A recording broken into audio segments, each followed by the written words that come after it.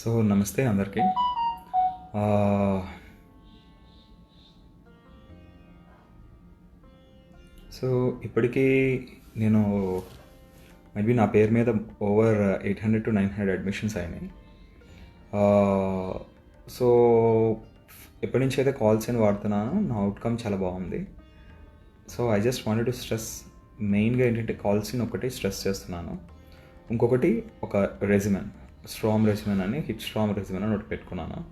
So ఆ regimen ఒకటి ఎవరైతే క్రిటికల్గా ఇల్ అవుతున్నారో, సడన్గా బ్యాడ్ అవుతున్నారో వాళ్ళకి అది బాగా ఉపయోగపడుతుంది. సో బ్యాడ్ అవ్వకుండా స్ట్రాంగ్లోకి వెళ్ళకుండా కొంతవరకు సేవ్ చేయడానికి కాల్సిన్ అలాంగ్ విత్ అదర్ డ్రగ్స్ ఉపయోగపడుతున్నాయి.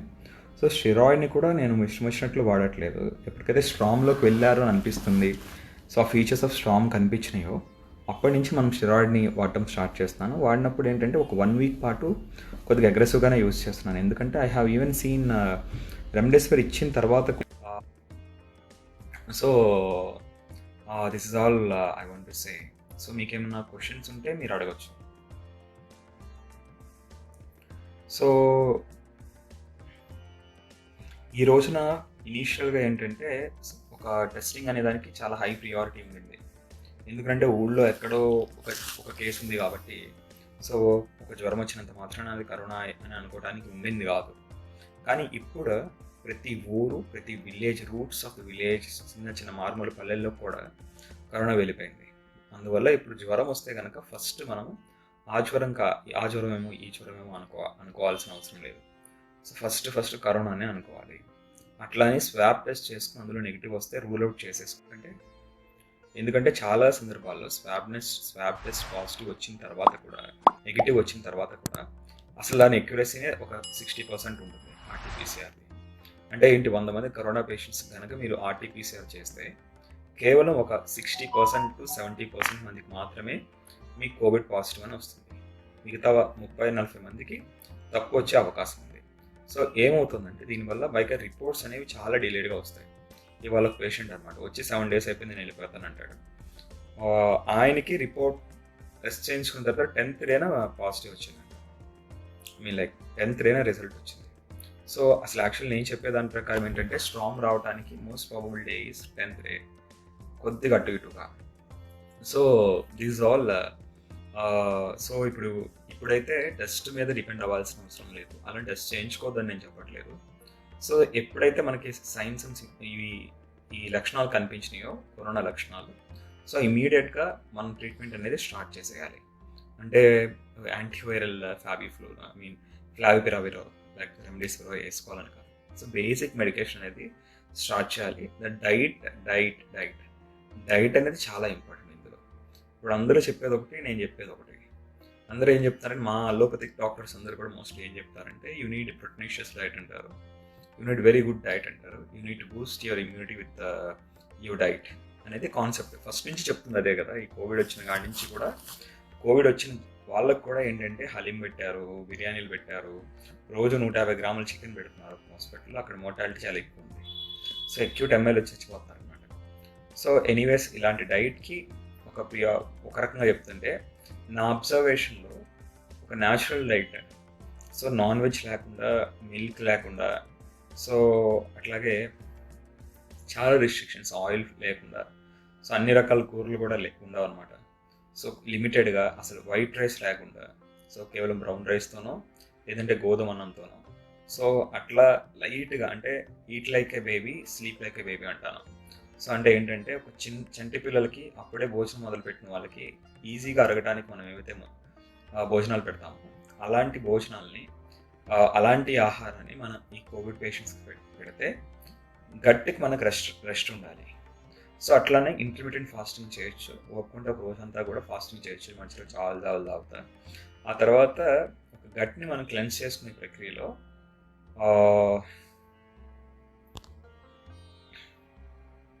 గట్ని క్లెన్స్ చేసే ప్రక్రియలో ఏమంటే, మనము ఆయుర్వేదంలో పాచన క్రియ అంటారు. సో ఉపవాసం ఉంటాన్ని లంకనం అంటారు. లంకనం పరమౌషధం అని అంటారు ఆయుర్వేదంలో. సో పాచన క్రియ అని అంటే, ఒకసారి ఉపవాసం ఉండి ఇప్పుడు ట్యాంక్ ఖాళీ చేస్తాం అనుకో మనం నీళ్ళు కడగడానికి. సో ఆ తర్వాత ఏం చేయాలి, బ్లీచింగ్ పౌడర్ వేసి గట్టిగా రుద్దాలి. సో ఆ క్రియ పాచన క్రియ అనమాట. పాచిని కడిగే క్రియ అని అనుకోండి. మీకు అర్థం కావడానికి. సో దాని గురించి మనం ఏం వాడతామంటే ఒక శొంఠి, ధనియాల పొడి అదొక స్పూన్ ఇదొక స్పూన్ వేసి ఒక 2 లీటర్స్ వాటర్లో బాగా మరగబెట్టి ఒక 10-15 మినిట్స్ మరగబెట్టిన తర్వాత అది కొద్దిగా గోరువెచ్చగా అయిన తర్వాత దాన్ని తాగుతూ ఉండాలి. సో వాటర్ కూడా ఎక్కువ తాగుతూ ఉండాలి. సో అట్లా ఇంటర్మీడియట్గా ఫాస్టింగ్ ఉంటా. సో అన్ని చెత్తారు అస్సలు తినకూడదండి. నాన్ వెజ్ తినకూడదు, గుడ్డు తినకూడదు, ఆఖరికి ఏవైతే జీడిపప్పులు, పిస్తాలు ఇట్లాంటివన్నీ కూడా తినకూడదండి. సో తిన్నా కూడా కొన్ని ఆల్మండ్స్ని మనం బాగా నానబెట్టుకుని సో పేస్ట్ చేసుకుని తినొచ్చు. మరీ ముఖ్యంగా ఇక్కడ ఏమవుతుందంటే మనకు కావాల్సింది విటమిన్ ప్రోటీన్ కొంత కావాలి. దాన్ని కూడా వెజ్ ప్రోటీన్ తీసుకోవచ్చు. దాల్ సూప్ చెప్తున్నాను నేను. సో పప్పు ఉంటుంది, పప్పుని ఉడకబెట్టేసుకుని తినొచ్చు, ఈజీగా అరిగిపోతుంది, లేదా సూప్లా చేసుకోవచ్చు. సో వెళ్ళి చికెన్ మటన్ మీద పడాల్సిన అవసరం లేదు ప్రోటీన్ కావాలంటే. సో అట్లానే మనకి మెయిన్గా ప్రోటీన్తో పాటు అమైనో యాసిడ్స్ రిప్లేషన్ జరుగుతుందని నాకు అనిపిస్తుంది. సో పేషెంట్స్ బాగా వీక్ అయిపోతున్నారు ఒక సందర్భంలో. అంటే don't say like you are not giving non veg because your patients are being weak అని. So I have even been seeing the patients who are taking non veg and still being weak. But of course కొంతవరకు ఏంటంటే non veg తీసుకునే వాళ్ళలో కొద్దిగా అంత week అనిపించట్లేదు. ఇంకోటి ఏంటంటే బట్ ఏంటంటే వాళ్ళు బ్యాడ్ అవుతుంది.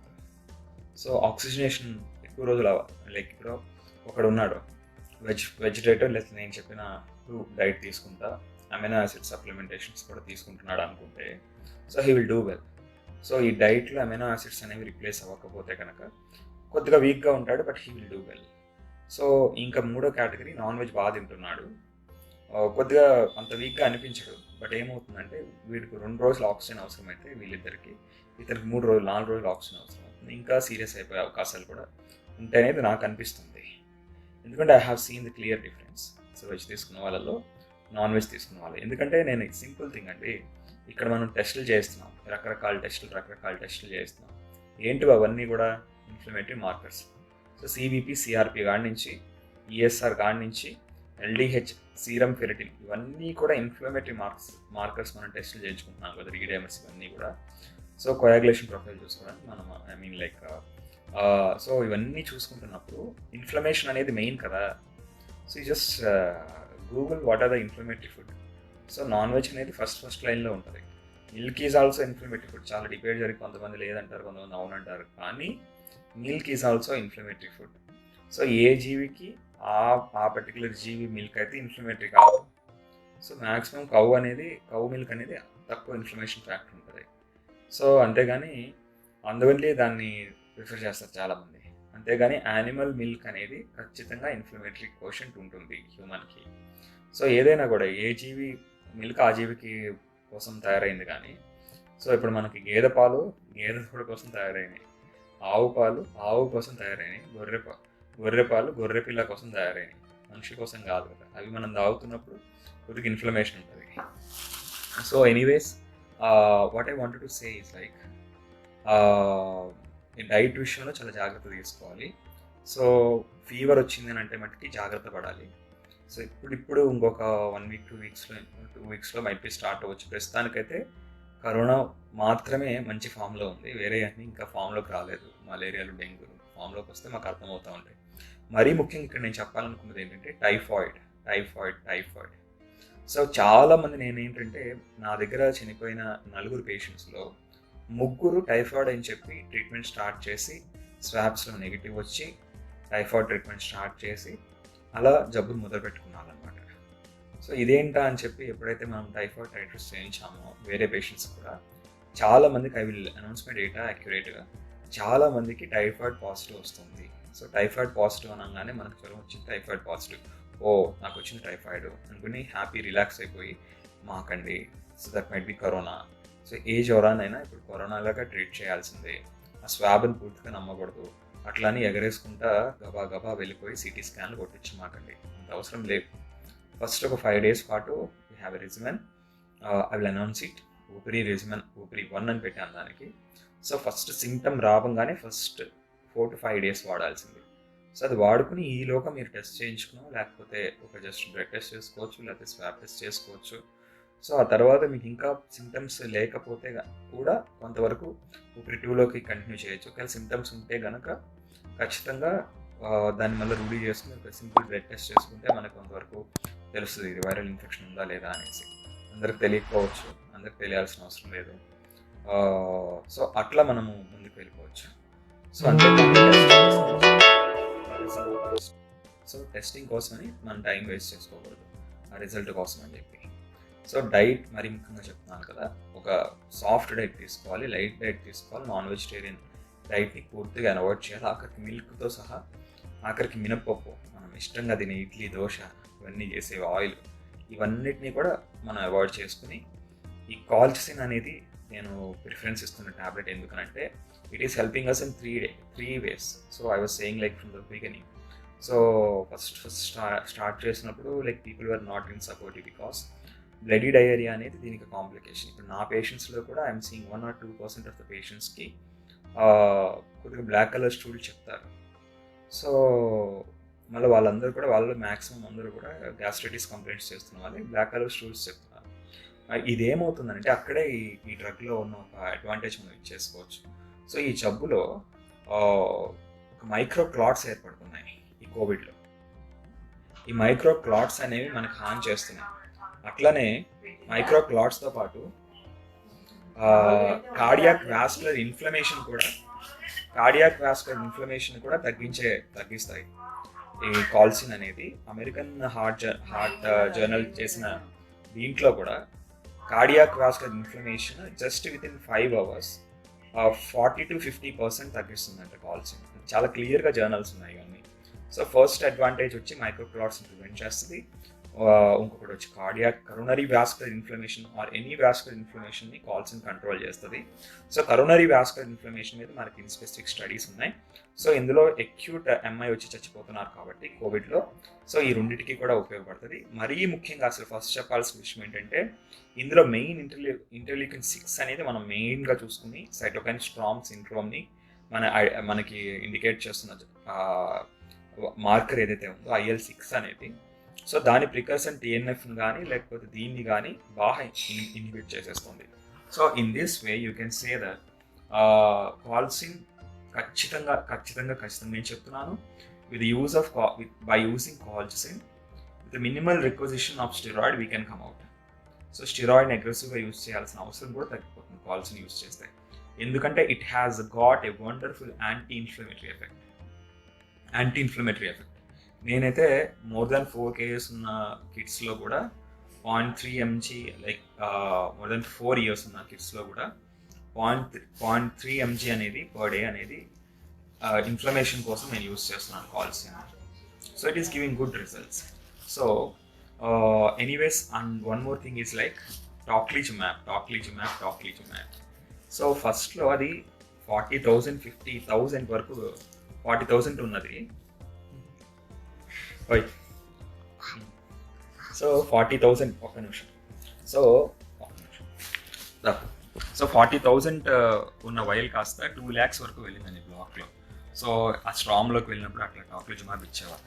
నేనేమంటే ర్యాపిడ్ డీసాచురేషన్ లేకుండా పేషెంట్ స్ట్రామ్లో ఉండి IL-6 లెవెల్స్ ఎంత ఉన్నా కూడా మనకు CMC రాయవెల్లూర్ గైడ్లైన్స్ ప్రకారం కూడా 250 కనుక IL-6 లెవెల్స్ ఎక్కువగా కనుక అయితే టాక్లిజుమాబ్ ఇచ్చుకోవాలి.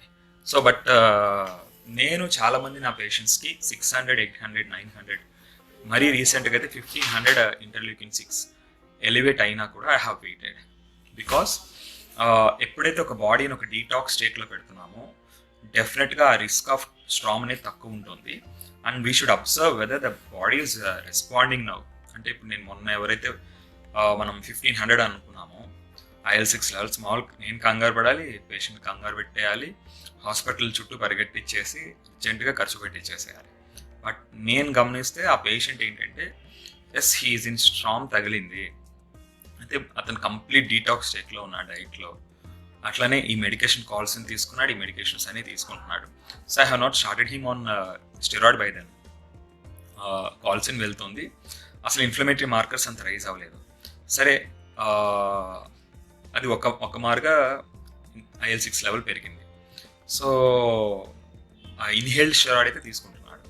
సో నేనేం చేశానంటే ఆయనకి ఆ ముందు రోజు నుంచి he started on loose motions వస్తూ ఉన్నాయి. సో అంటే ఏంటంటే body is responding, and by the time ఆ రిజల్ట్ వచ్చేసరికి, ఇంటర్లీకిన్ 6 రిజల్ట్ వచ్చేసరికి హీ సేయింగ్ లైక్ నాకు బాగా రిలాక్స్డ్గా అనిపించిందండి, I was fine with this అన్నాడు. సో ఓకే ఫైన్, ఇంకా మనము నెక్స్ట్ డేకి తగ్గిపోతాయని తెలుసు. సో ఆ ఇమీడియట్ నెక్స్ట్ డే చేసిన దాంట్లో సో 60కి వచ్చేసింది, సో 1500 నుంచి. So patient is fine. So ఇంకా రీసెంట్గా నేను సెకండ్ స్ట్రామ్ చూశానండి. అంటే ఫస్ట్ స్ట్రామ్ అయిపోయిన తర్వాత with in 1 week even on using remdesivir second storm వచ్చింది. ఆ పేషెంట్ నేను కంప్లీట్గా ట్రీట్ చేయలేదు, but I observe the patient. మరి ముఖ్యంగా ఆ పేషెంట్ డైట్ అనేది అతను ఫాలో అవ్వలేకపోతుంది. సో ఇప్పుడు మనకి నాన్ వెజ్ తీసేసుకున్నాడు ఆయన. సో మరి ఆ నాన్ వెజ్ వల్ల నేను అన్నాను కానీ, బట్ ఏంటంటే 5th డే డిశ్చార్జ్ అయిపోయి he has not taken steroid. So what is requisition, what is the important point to note down is, ఎప్పుడైతే స్ట్రామ్లోకి వస్తున్నారో సో ఖచ్చితంగా స్టెరాయిడ్, హై డోస్ స్టెరాయిడ్తో స్టార్ట్ చేసుకోవాలి. స్టార్ట్ చేసుకుని 1 వీక్ పాటు అలా సప్రెస్ చేసి ఉంచాలి ఈ స్టెరాయిడ్ మీద ఈ స్ట్రామ్ని, లేకపోతే సెకండ్ స్ట్రామ్ వచ్చే అవకాశం ఉంది. So it is to be noted. So remdesivir ఇచ్చినా కూడా సెకండ్ స్ట్రామ్ వస్తుంది అనేది నేను మొన్ననే నోట్ చేశాను. I mean like I didn't, ఎవరు చెప్పలేదు ఇలా వస్తుంది అని, కానీ రాదేమో అని నేను అనుకున్నాను. రాదు అని ఎవరు చెప్పలేదు, రాదని నేనే అనుకున్నాను, ఎందుకంటే I'm seeing very good results with remdesivir. So all the take home message ఏంటంటే, so I have some questions.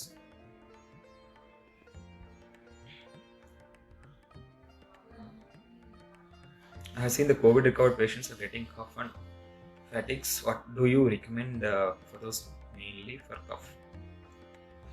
Yes, Pavan Kumar Bobbadi గారు, అవునండి, కోవిడ్ రికవరీ తర్వాత చాలా అంటే చాలా నీరసించిపోతున్నారు. సో దానివల్ల చాలామంది నీరసం వచ్చేసింది, అందుకని నువ్వు బాగా నాన్ వెజ్ పెట్టేసేయండి అని అంటున్నారు. కానీ ఇక్కడ చాలా డిసీజెస్లో అలా పెట్టొచ్చు కూడా. సో కానీ ఇక్కడ వచ్చేసరికి కంటిన్యూస్గా ఒక బాడీ అనేది ఇన్ఫ్లమేషన్ అనేది అసలు ఒక నెలన్నర పాటు ఉంటుందండి. అలా ప్రొవోక్ చేస్తూనే ఉంది. ఆ వైరస్ మొత్తం ఇదైపోయి నేను ఇంటర్ఫిరెన్ చేయించుకుని వైరల్ రెప్లికేషన్ ఆగిపోయి, సో రెమ్డెసివిర్ లాంటి పవర్ఫుల్ యాంటీవైరల్ డ్రగ్ని ఇచ్చిన తర్వాత కూడా ఆ ఇన్ఫ్లమేషన్ ఎక్కడి నుంచి ఇన్స్టిగేట్ అవుతుంది. So I'm not suggesting to take boosting diet తీసుకోమని సజెస్ట్ చేయట్లేదు, but I'm asking to take amino acid supplementation. So మనకి అమైనో యాసిడ్ సప్లిమెంటేషన్స్ దొరుకుతాయి.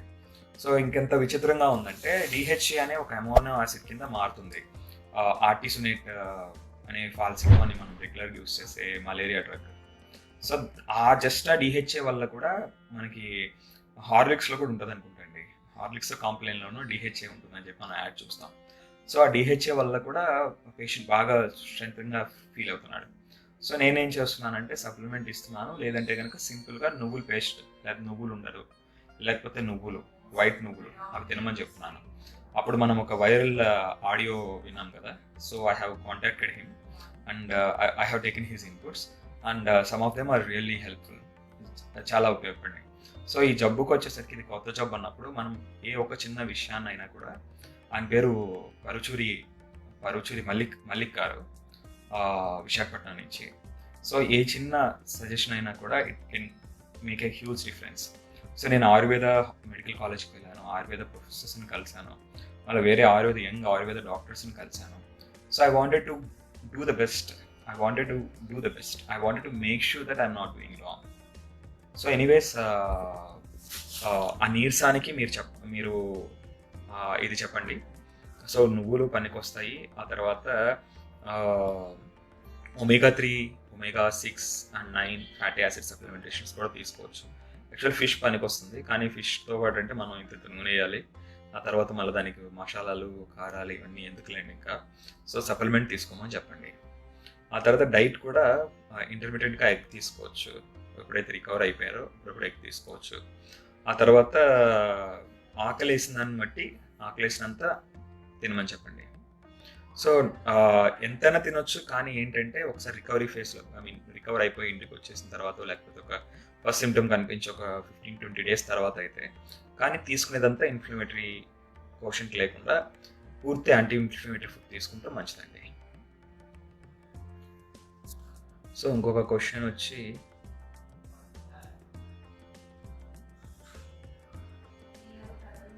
సో ఎస్, తేజస్వి తుమ్మల అనయ్య. Hi Tejaswi. Make video on diet for COVID patients, so it is easy to share. ఖచ్చితంగా చేయాలండి. ఇప్పటి వరకు ఇబ్బంది అయిపోయాయి, అంటే like I couldn't have some time.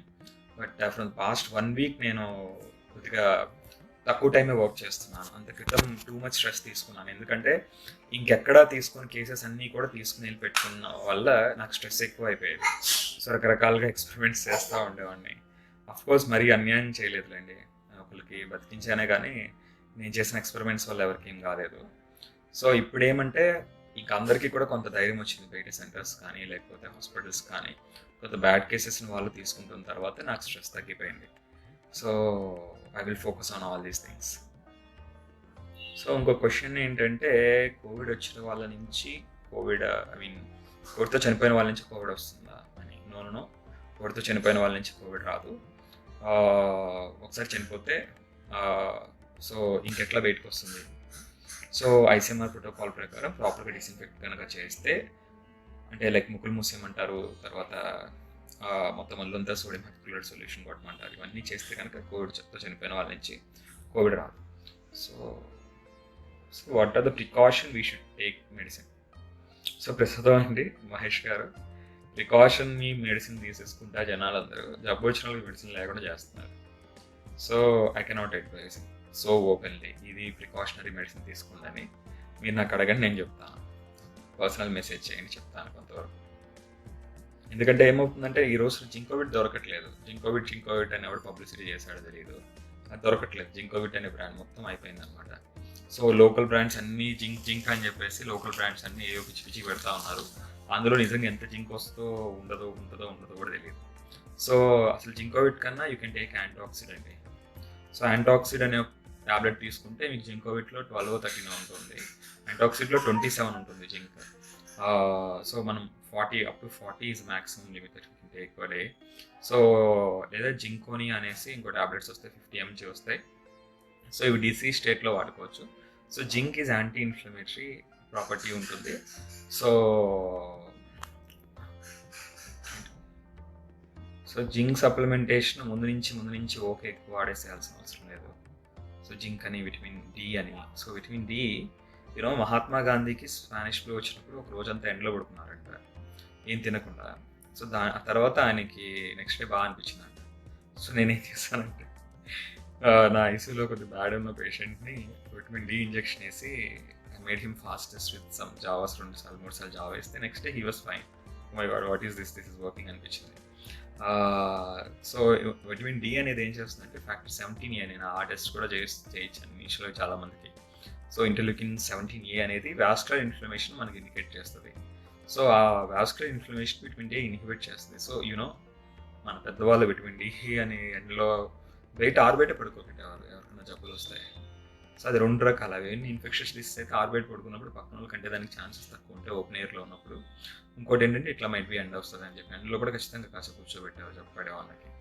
So what is the home regimen who is diabetic and hypertension? Okay, Pratap Suryapaneni గారు hyper tension diabetes 2 ఉన్నట్టయితే కనుక హై రిస్క్ కిందకి వస్తారు. ఈ డీనోవా డయాబెటీస్ కూడా మనం చూస్తున్నాం, ఎందుకంటే బ్లడ్ షుగర్ షూటప్ అయిపోతున్నాయి కోవిడ్లో. ఇంకా అసలు మళ్ళీ ఒక్కొక్కసారి మనం స్టెరాయిడ్ యూస్ చేయాల్సిన అవసరం వస్తుంది. సో ఇంకా ఎక్కువ షూట్ అవుతాయి. So what I suggest is that హోమ్లో అంటే జబ్బు పడిన వాళ్ళకా లేకపోతే రాని వాళ్ళకా నాకు అర్థం కాలేదు మీ క్వశ్చన్లో. సో అయితే ఏంటంటే ఒకటి చెప్పగలను ఏంటంటే డయాబెటిక్ పీపుల్ వాళ్ళు ఇట్ ఈస్ బెటర్ మొత్తం వాళ్ళ రెగ్యులర్ డయాబెటిక్ మెడికేషన్స్ వాడేసి, మరీ ముఖ్యంగా మెట్ఫార్మిన్ లాంటి కొన్ని మెడికేషన్స్ వాడి ఆపేసి సో ఇన్సులిన్స్కి వెళ్ళిపోవటం better.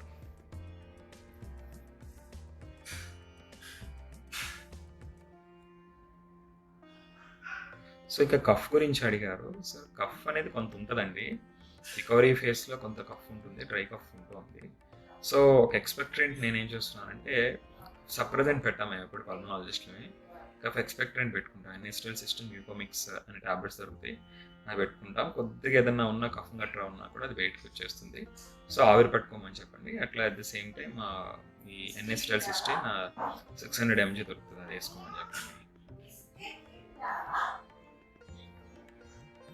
Okay,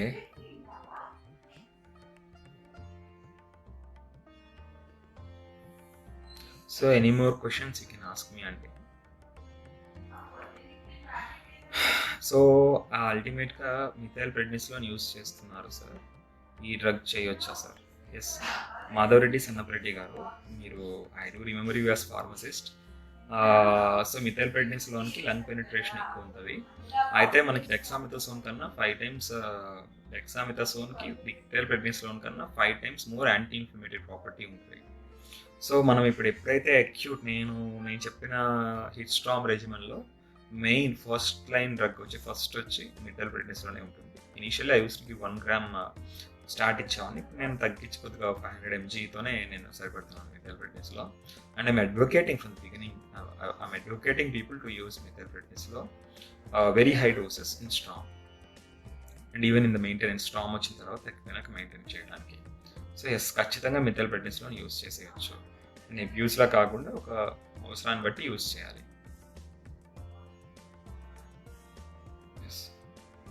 so Abhilash Tunduru గారు ఏమడుగుతున్నారంటే when to start remdesivir. So remdesivir నేను ఫస్ట్ ఇచ్చింది నా ఓన్ బ్రదర్కి నేను ఇచ్చాను రెమ్డెసివిర్. చాలా భయం వేసేదండి అప్పట్లో. లైక్ యూనో అది పూర్తిగా ట్రయల్స్ అవ్వలేదు, మనం కూడా పెద్ద ప్రొఫార్మా ఒకటి సైన్ చేయాల్సి వచ్చేది, మేము అది చేస్తాం ఇది చేస్తాం అని చెప్పి. సో నేను అప్పుడు ఇప్పుడైతే కనుక యాజ్ పర్ గైడ్లైన్స్ అయితే మనం 95-94 అట్లా సాచురేషన్ తగ్గుతున్నప్పుడు బేస్డ్ ఆన్ ద లీజన్స్ కూడా సో రెమ్డెసివిర్ ఇచ్చుకోవచ్చు అని చెప్తున్నారు. కానీ చాలా హాస్పిటల్స్లో 30,000 తీసుకుంటున్నారు పర్ డే, 40, 50, 70, 1 lakh అట్లా తీసుకుంటున్నారు. కాబట్టి వాళ్ళకి ఇమ్యూనిటీగా తగ్గిపోయిన ఫీలింగ్ ఇవ్వాలి కాబట్టి రెమ్డెసివిర్ ఇస్తున్నారు. అసలు అట్లా చిన్న చిన్న లీజన్స్ కూడా రెమ్డెసివిర్ ఇస్తున్నారు. బట్ నేనేమంటానంటే యాజ్ ఆఫ్ నా మనకు అంత ప్రొడక్షన్ లేదు కాబట్టి so remdesivir should be reserved for the moderate to severe cases. Right? So first priority should be given for the severe cases and not the mild cases. So but remdesivir is working well. But ఏంటంటే ఒకసారి LFT RFT monitor చేసుకున్న తర్వాతే remdesivir ఇచ్చుకోవాలి. మరి ముఖ్యంగా KFT RFT.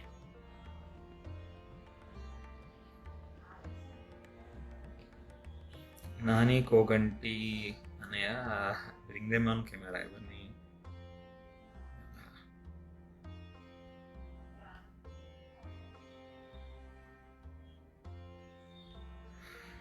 So take home message points 4 చెప్పాలి అని అంటే, సో ఇనీషియల్గా నేనే సిటీ స్కాన్లు చేయించుకోమని చెప్పేవాడిని.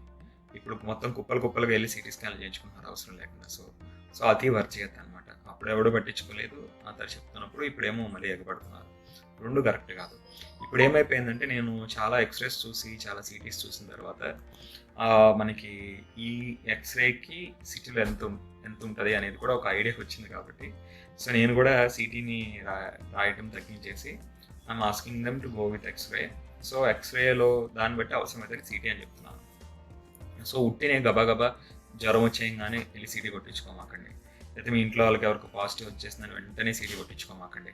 సో నేను ఊపిరి 1 రెజిమెన్ అని చెప్తాను. సో ప్రికాషనరీగా ఆ మెడికేషన్ యూస్ చేసుకొని మీకు సిమ్టమ్స్ వచ్చిందని అంటే ఆ తర్వాత కూడా ఈ నెక్స్ట్ స్టెప్కి మెడికేషన్ వాడేసుకుని యూపిరి 2 రెజిమెన్ కింద వాడేసుకుని ఆ తర్వాత మీరు సిటీ కొట్టించుకోవచ్చు.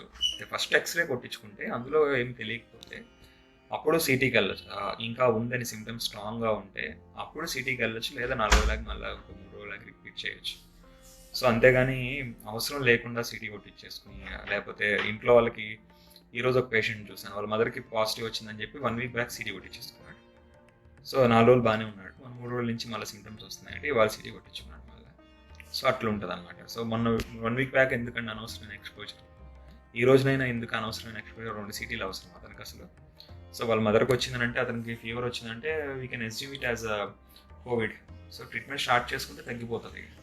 సో అసలు సిటీలు ఎందుకు, 2 సిటీలు ఎందుకు, మళ్ళీ ఇప్పుడు ఫాలోఅప్ సిటీ ఇంకోటి ఖచ్చితంగా ఉంటుంది. ఇది చూసినాక మళ్ళీ తగ్గిందని చెప్పి మళ్ళీ ఆయనకి సిటీలో చూడకపోతే ఆయనకి సాటిస్ఫాక్షన్ ఉండదు. సో సిటీని మనం అబ్యూస్ చేయొద్దు.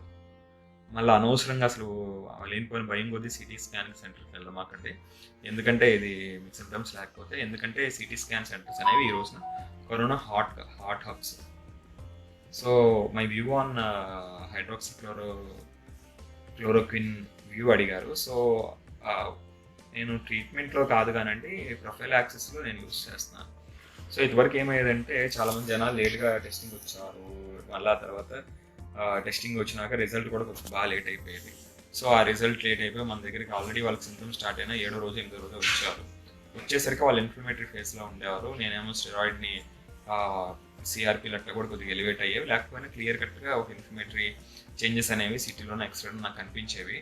సో నేను ఏం చేసామనంటే I use to start them on steroid. When I'm giving steroid ఏం చేస్తుంది, కొద్దిగా ఇమ్యూన్ సప్రెసివ్ యాక్టివిటీ ఉంటుంది. సో మనం దీన్ని ఎందుకు వాడుతున్నాము, హైడ్రాక్సిక్లోరోక్విన్ని ఇమ్యూనో మాడ్యులేషన్ యాక్టివిటీ కోసం వాడుతున్నాం. సో పక్కన ఇమ్యూనో సప్రెసెంట్ ఇస్తా, ఇంకో పక్కన ఇమ్యూనో మాడ్యులేషన్ ఎందుకని చెప్పి నేను ట్రీట్మెంట్లో హైడ్రాక్సిక్లోరోక్విన్, మళ్ళీ నేను ఇంకోటి గమనించాను ఏంటంటే ఈ హైపర్టెన్సివ్స్కి కొన్ని డ్రగ్స్తో ఇంటరాక్ట్ అయ్యి బ్రెడీకార్డియా, టెకికార్డియా రకరకాలుగా వస్తూ ఉందన్నమాట. సో నా పేషెంట్స్కి మొత్తం 7 మెంబర్స్కి నేను అది గమనించాను.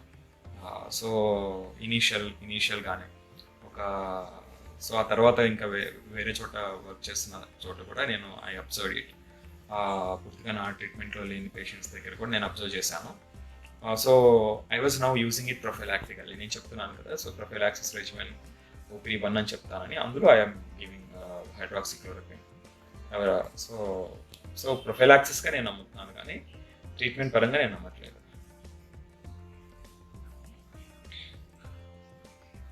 సో నమ్మట్లేదని కాదు, we can give it, but అలా అసలు కంప్లీట్గా అవాయిడ్ చేశానని కాదు. సో పోస్ట్ కోవిడ్ కఫ్, మీరు కఫ్ గురించి అడుగుతున్నారు. ఒకటండి, ముందు thromboprophylaxis is so much important in covid. Thromboprophylaxis is so much important in covid. ఇక్కడ ఏమవుతుందంటే బాడీ మొత్తం కూడా ఒక చిక్కటి బ్లడ్ మొత్తం కూడా ఒక చిక్కబడిపోతుంది, సింపుల్ భాషలో చెప్పాలంటే. సో దీనివల్ల ఏమవుతుందంటే లంగ్స్లో క్లాట్ రావచ్చు, పల్మనరీ థ్రోంబోఎంబాలిజం, బ్రెయిన్లో క్లాట్ రావచ్చు, స్ట్రోక్, ఆ తర్వాత హార్ట్లో క్లాట్స్ ఏర్పడిపోయి హార్ట్ అటాక్ రావచ్చు. సో ఇప్పుడు మన ప్రణబ్ ముఖర్జీ గారికి ఏమైంది, ఆయన హ్యాపీగా దిలాసాగా ఒక మెసేజ్ పెట్టాడు పోయిన వారం, నాకు కోవిడ్ వచ్చి ఆయన కోవిడ్ వచ్చేసి చాలా బాగానే ఉన్నాను అనేసి. థ్రోంబోప్రొఫైలాక్సిస్ వేసుకుని ఉన్నాడు, బ్రెయిన్లో క్లాట్ వచ్చేసింది. సో ఇప్పుడు మళ్ళీ సర్జరీ చేసి దాన్ని తీసి మళ్ళీ తర్వాత వెంటిలేటర్ మీద పెట్టారు, ఇప్పుడు బయటకు వస్తారు పాపం ఆయన.